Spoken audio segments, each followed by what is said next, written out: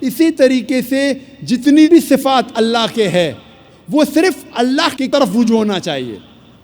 اگر میں کہوں گا نعوذ باللہ کہ اللہ ایک بلڈنگ کو بنانے والا ہے، ٹھیک ہے اللہ بلڈنگ کو بنا سکتا ہے، لیکن میں کہوں گا کون بلڈنگ کو بنا سکتا ہے؟ آپ ہزاروں بلڈر کا نام لیں گے بمبئی میں جو بلڈنگ بنا سکتے.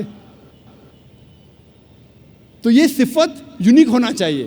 اگر میں کہوں گا اللہ سبحانہ و تعالیٰ کائنات کے خالق ہے، جملے کو الٹا کیجئے، کون کائنات کا خالق ہے؟ جواب صرف ہے اللہ. جو صفت یونیک ہونا چاہیے، علیحدہ ہونا چاہیے، ہٹ کے ہونا چاہیے، الگ ہونا چاہیے. اسی طریقے سے الرحمن کون ہے؟ صرف اللہ. الرحیم کون ہے؟ صرف اللہ. تو جتنی صفات اللہ کی ہے وہ یونیک ہونا چاہیے، علیحدہ ہونا چاہیے، ہٹ کے ہونا چاہیے، الگ ہونا چاہیے. یہ ضروری ہے.